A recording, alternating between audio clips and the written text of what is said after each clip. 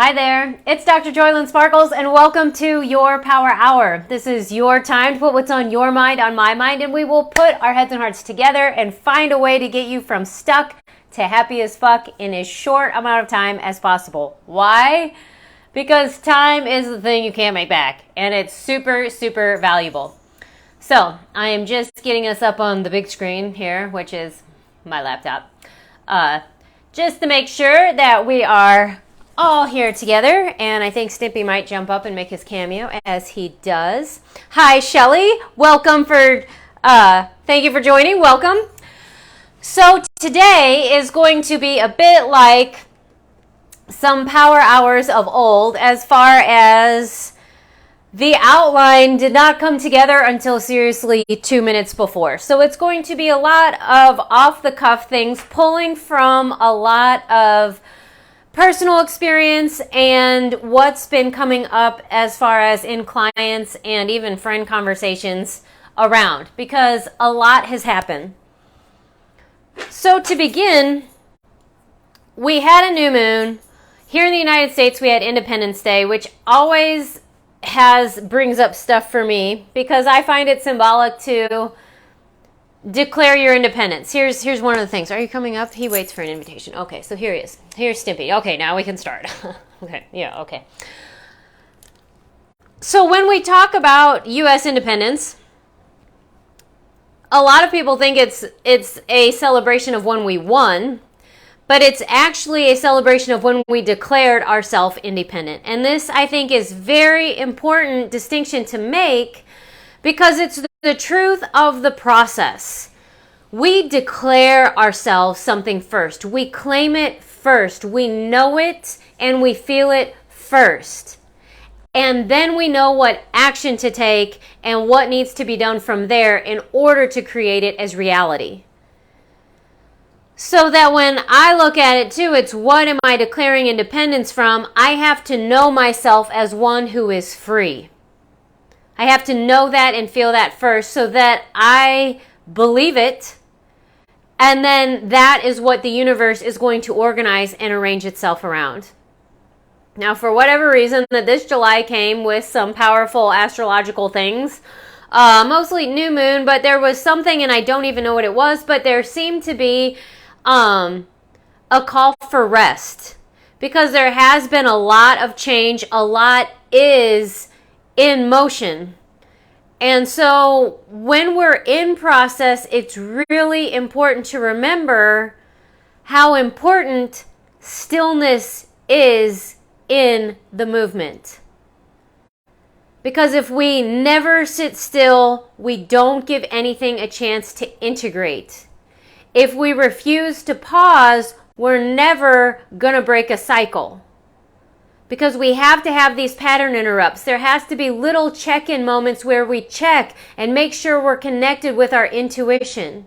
If we go with what we thought the first time and then just keep bulldozing through, we're missing other signposts that say, hey, the route has changed. Hey, this one got close. Because guess what? We're on a planet with about 7.5 billion other people who are also making choices so that things will be changing. And it's not ever that we were wrong. It's that we just have to connect, reconnect, and maintain the presence. What's true now? And at first that will sound exhausting, but really it just takes practice to where those short pauses and times when things don't feel like they're moving or when we need rest, that we're not interpreting that as things falling apart, things going wrong. And it's interesting how and where you will get information from,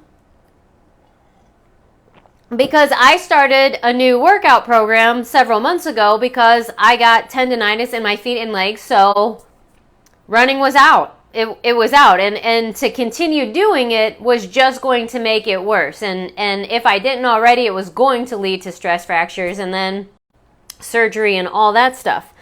So I have like one hair on my arm that I can feel and I can't see, so that's why I keep doing that.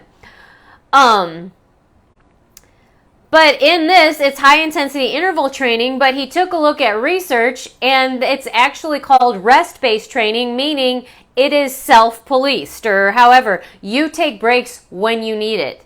Whether for physicality, your form is breaking down, your muscle is fatiguing and the movement is failing, which is kind of what they do in CrossFit a lot, which I haven't gone, that's a thing, but that's, you get to a point of fatigue where your muscle cannot do another rep. So it's that, or even psychological. I can't do this anymore. And he says you push until you can't, you rest until you can. And he's like, they're not opposites, they're synergists. One allows the other. And the harder you push, the greater your effects are afterwards, but you have to rest in order for that to get that. Because if you don't rest, you can't push as hard as you could. And if you don't rest, if you're always exercising, you're just going to exhaust yourself to death. And the reason that this whole thing has so much rest put into it is because it's correcting this over-exhaustion cycle that we've all gotten tapped into with the nobility of suffering and no pain, no gain, and all these bullshit slogans we've been taught about of push and push and push and push. If there is no rest, you just burn out. And that's when you finally get rest. But then you're totally depleted. And so it's a different way of doing things that's actually correcting the stress hormones and allowing them to regulate. So interesting, here's where the relationship coach comes in. Because I will find things and relate them in ways that are unique. This is true in your trauma process. In trauma recovery, there is an importance in acknowledging what happened. We have to admit that what happened happened. And to acknowledge it. Now, where sometimes we get lost is thinking that in the story itself is where the meaning is going to come. And sometimes we also then will use the story as a reason to not have to do anything else. Because something bad was done, because we did get a setback. It's almost like the universe or someone owes us in order to make up for that. And that won't happen. That's what the victim mentality is and will do. And it is hard to not go there. And sometimes we actually just have to honor the victim and say, you're there.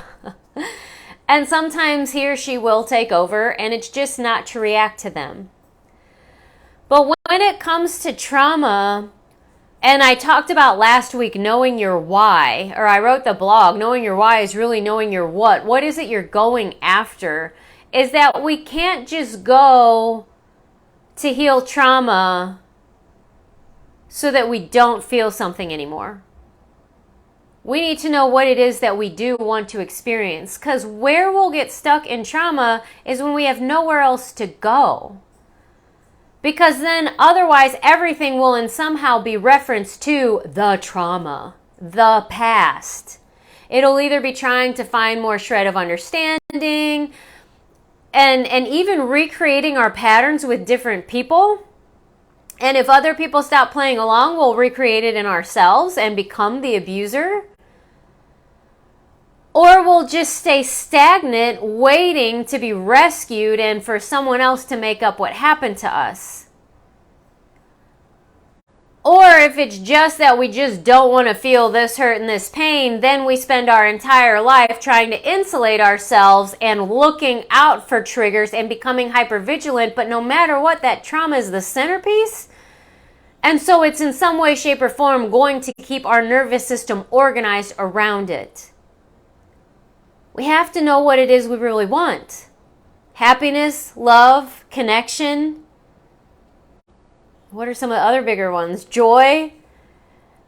And so what trauma does then is it offers a way out. It gives you a context for why you're not having it already. There is nothing wrong with you. There is nothing broken about you. There is absolutely no reason that you can't have the success and connection and love that you see other people enjoy. It's just you had this thing or things, events happen at a time and a place in a way that changed how your nervous system was organized so that now it's releasing all these stress chemicals and your body's become conditioned to it. So what we do then is use the trauma story to get out of judgment of why we don't have it, why it's taken us so long, that there's something wrong with it. We just keep using it to say, no, sweetheart. It's just something unfortunate that happened at a time when you were developing, when you were vulnerable, and so it changed how your nervous system was organized. But guess what? It's not forever. Because now we know a lot more about trauma and about attachment, so we know now how to correct it so that we can have this love and connection and this happiness and self-esteem and confidence. And going into a room and knowing I happen to things, I get to be here, I matter. And I don't have to waste my energy trying to convince anybody else. I already just know this. And my body and my nervous system are 100% with me, behind me. When I'm looking for allies, it's no longer that it has to be everybody else that I have to convince. It's I can feel it in my body. I've got you, babe. I'm here. We're here.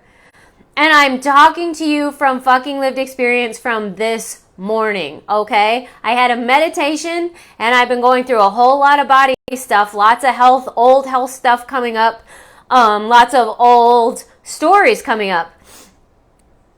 And it was me and my body not really knowing how to have a relationship together because I blamed it for a lot of the abuse that it experienced, like it was my body's fault. But my body had a very, very lived experience of me bailing on it because I did. I dissociated because I didn't think I could handle it. So my body remembered what happened. I didn't. I can't. I can tell you where it happened and I can describe that kind of in detail, but what actually happened, I'm not 100% sure. It's pretty dark. And that's just one of those things. There's other ones, like we've had a lot here. And blaming it, and starving it and saying mean things to it. That's what it knows about me. And so when it throws up symptoms and it's saying, hey, I need something here that I just get irritated at, it's like, how are we going to work together? Because guess what? We're stuck. If my only choice is suicide, if I really want to detach from this body, that's really it. And I kind of decided I don't want to do that anymore because then my life comes to a standstill because that's the distraction that I'm always looping in is being half in, half out. When we're half in, half out, shit doesn't work, okay? But then when it comes to trauma, and here's where another thing, I'm going to relate all these things because what? How does this even correlate? Okay, I'm going to give it to you. You're reorganizing your nervous system. You're actually literally learning something new. So that especially when it comes to trauma, but it's really anything. You have to learn how to be different. So for a lot of us, what the hell does that even mean? How do you love yourself? How do you listen to yourself? How do you get empathy? How do you be around people without shrinking? You find a model. You find somebody that knows how to do that. You find somebody that can give that to you. That's what coaches are for. That's what counselors can do. That's what teachers are supposed to do in the classroom, is they're showing you how to actually do these things. But then here's where we come back to, you push until you can't, you rest until you can. When it comes to trauma, it's moderate, controllable, predictable introductions to stress that actually strengthen and give us stress resilience. When we push and push and push until we burn out and break, we've gone over that and we've re-traumatized ourselves. So it's knowing that when you're learning something new, you can do it once, maybe you can do it twice, and then you're going to see it kind of fall apart. Give yourself a rest. That learning, that little sequence is complete. Give it a break. Go do something else. Relax. Focus on something else. Don't do the beatings will continue until morale improves. That's abuse. You know it. It'll feel familiar. This reality will reinforce it. And you will be very much have a lot of camaraderie in the nobility of suffering. This is the way things have always been done and it works. But X is what? It's not working for us anymore. We are seeing a huge breakdown because it's not really actually working for anyone anymore. It's kind of been a lie that we've been sold. And so it's now up to us to change these generational patterns of how things have been done and actually learning how to listen, how to give empathy, how to have grace, be forgiving, give space, and rest when needed so that we can go farther faster. Slow is smooth, smooth is fast. I have to tell myself this all the time because I want to go fast. Especially where I am, and I do have judgment for where I should be in my life at this point and how I thought things were going to go for following all the rules. But now it's a point of, well, it didn't work because the rules are shit. They're not all actually made for fastest, greatest benefit for all. Okay, let's recognize that. 2, because I did have trauma and I was really organized around trauma brain. Emotionally overreactive, and then using a lot of over exercise. Here's a new thing I just learned. The hindbrain, which has your cerebellum. People can use exercise to moderate. It'll, like all these brain things are kind of like wonky. It'll moderate the right side. So you can seem like you're more calm after you go for a run or exercise. That's very functional.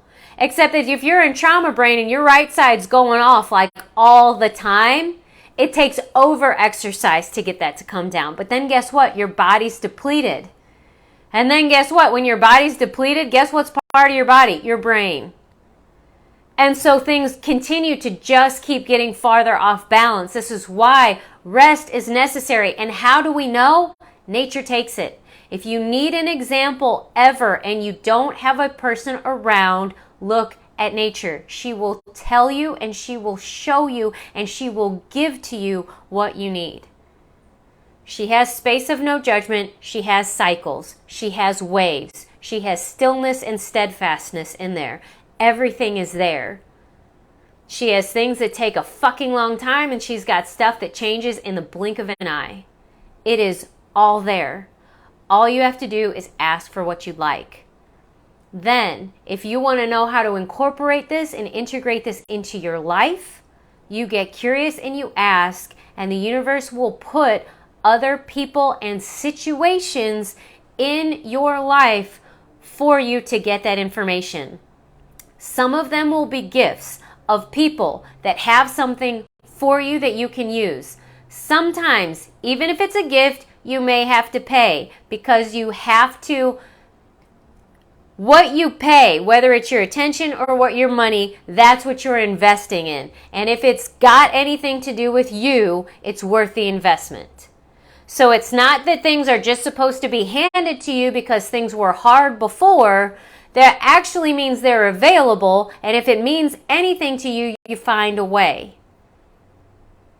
And here's what's interesting, guys, and I'll bring it up. I talk all the time about getting curious and asking questions. If you don't know how to create a win-win or there's something that you really want, ask the person what's possible. Sometimes payment plans are possible. Sometimes different trade things are possible. Sometimes people have scholarship programs. I mean, this is just thinking of like coaching, counseling, like classes, things like that. But for anything, ask. And it's not, hey, can you give this to me for free? It's saying, here is what I am up against. What kind of thing is available? Because it might just be like, it's available, it's this, that's not going to change. So you find out a way. So it's going to be available when you're ready, when you're really ready. No big deal. No big deal. Here's the other piece that's coming up. We've got to take our eye off the clock. That's and maybe I just say this for me, that's a huge stressor in my life, is thinking that things are supposed to happen in this order by this time. And when I hold myself to that time, I get stressed out. When really a lot of them, they're arbitrary. And they're based on someone else. They're based on what I see other people do. And so we set deadlines kind of the same way that we set targets. Some will be hard and fast when they are involving other people because that's an agreement. When it comes to us, we set them so that we show ourselves will show up. When we have these open-ended things, sometimes, and again, nature's got all of them, so they're all going to be there. It's not that one's right or wrong, but sometimes you need something that says by this time, by this day, so I can see me show up because I need to see this for myself. And sometimes we have it open because we know the information that I actually need isn't available right now, and something else needs to get done in order for that to happen, and it hasn't happened yet, and I'm not exactly sure when. It's being realistic and managing expectations.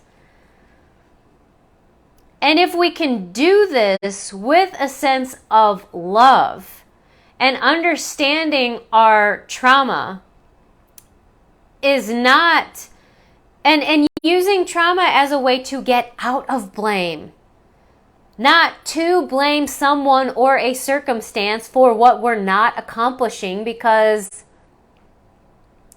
you'll get away with that for a while. But at the end of the day, no piece of trauma is as big a deal as you and your future and who you say you are, because you happen to things. You're the fucking big deal.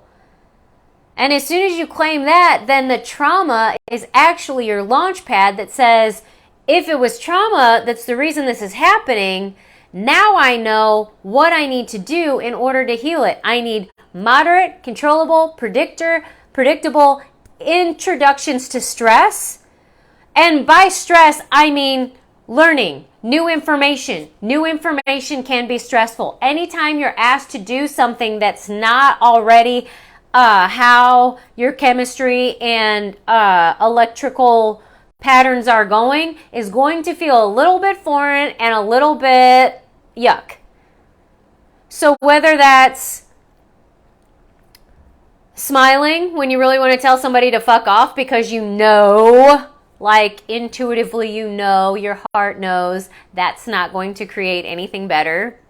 Or conversely, if you need to say fuck off when you really want to smile and you actually say it, like, those are actually stressors, okay? And then it can be sitting with a feeling instead of eating a handful of M&Ms.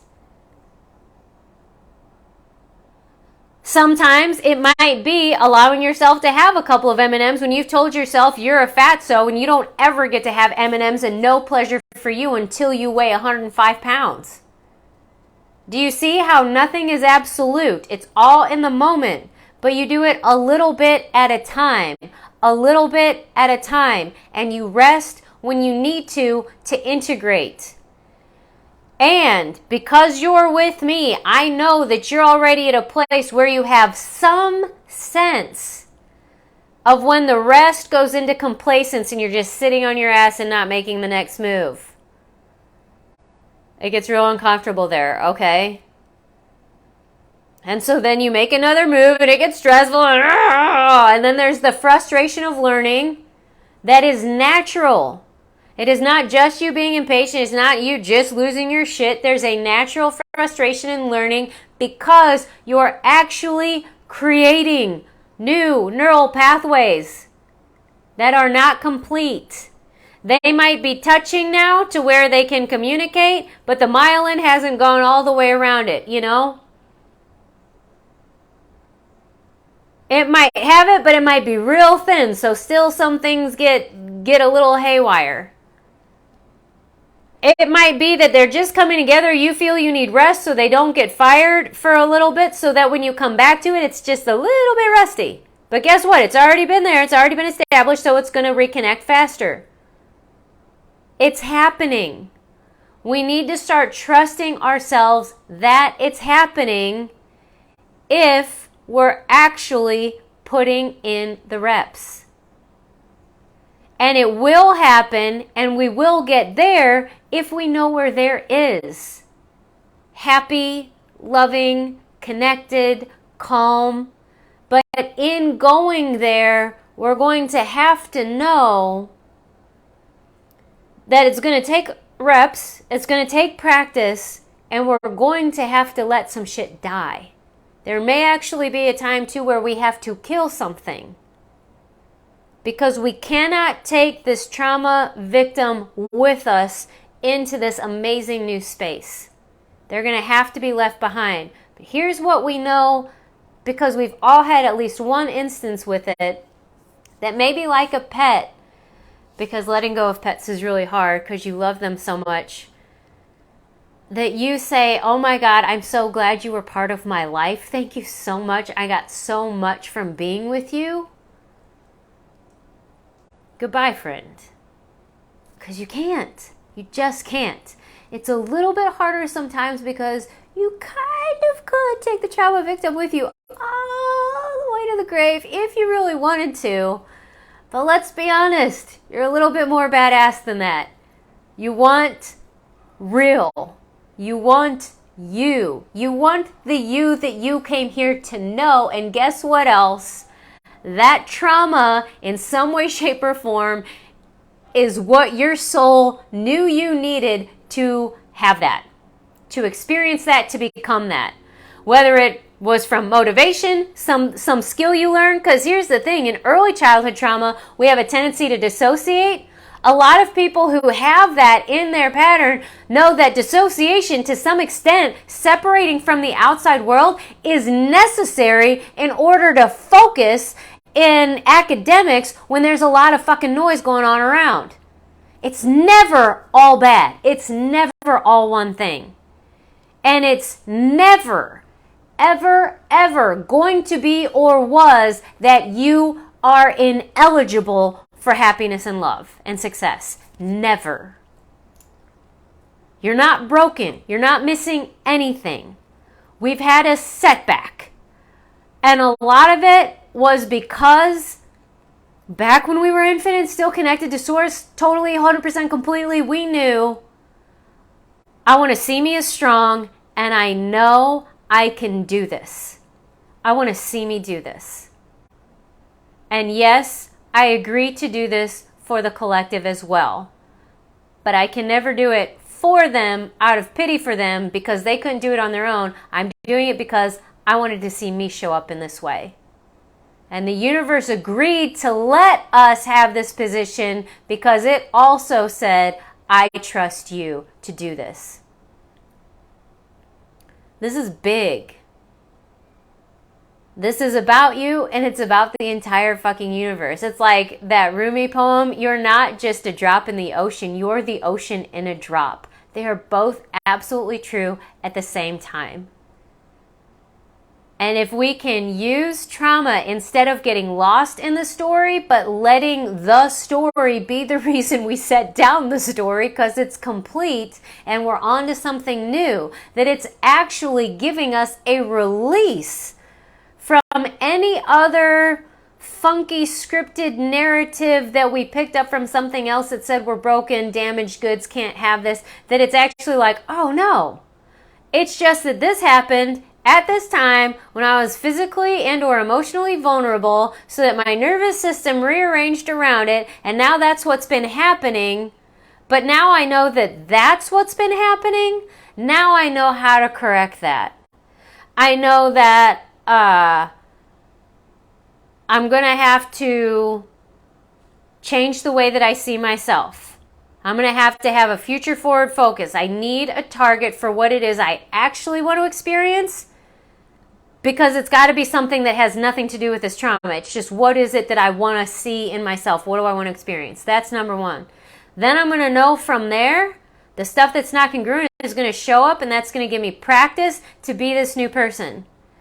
If I'm really curious about how to do this, I need a model and I need some help because I really actually don't know how this is. This isn't what I've seen. Otherwise, I would have been doing it already. So where do I find those people? How do they find me? Universe, help me out here. And you will find them in your path. And then you put in the reps. Acknowledge every single time you do something right, because here's the other thing. Sometimes, and then this is, I will leave you with this because it's another one. This is a DIY project. You're the only one that can do this for you. At the same time, any DIY project turns into a team project because you can't ever do anything all by yourself. And even when you're collaborating with somebody and you are an essential part of the team, at some point there's something that you and only you can do and provide. They are so completely intertwined. This is how you're the drop in the ocean and ocean in a drop, okay? So you and the universe are one here, and this is a collaboration to where this is your trauma, this is your healing, your emergence into the new you, next you.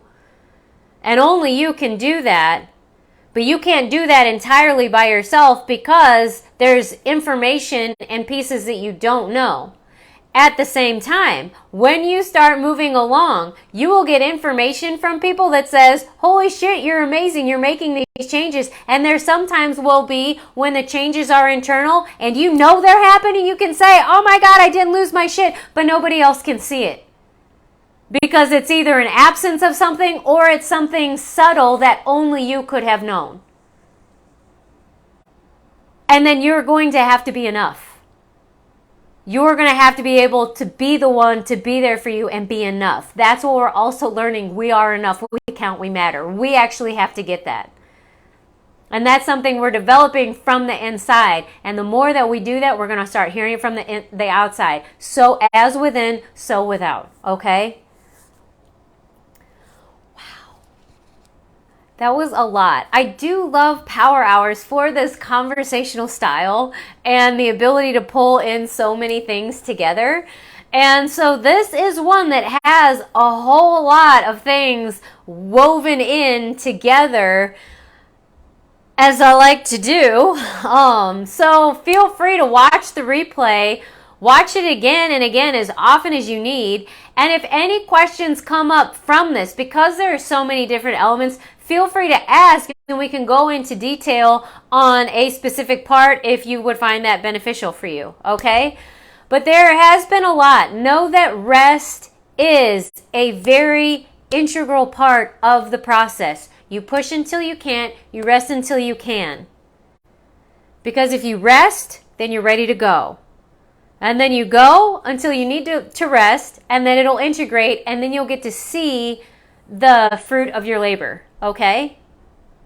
Now, it's interesting, even the earth has this. The summer is hot, and you can't move very fast. So people tend to lounge around and have summer vacation, and you will also notice that a lot of it is this time when fruit is just ripening. And you can pluck it right off, and things are a little bit there's ease and abundance. Going into early fall, and then you collect it all, so it doesn't go bad, But this is how seasons are working. Don't feel that you have to do everything all at once. That will also overload your system and push you back into trauma. Know that it's okay to do a little bit at a time. Step by step, it comes together. Rest isn't stopping. There's a difference, and you will know the difference. It's starting to trust you, okay? All right. This is a lot. Thank you so much. It has been a pleasure to be here. I love talking with you, and I'm already looking forward to next week. And until then, I love you so much. Mwah.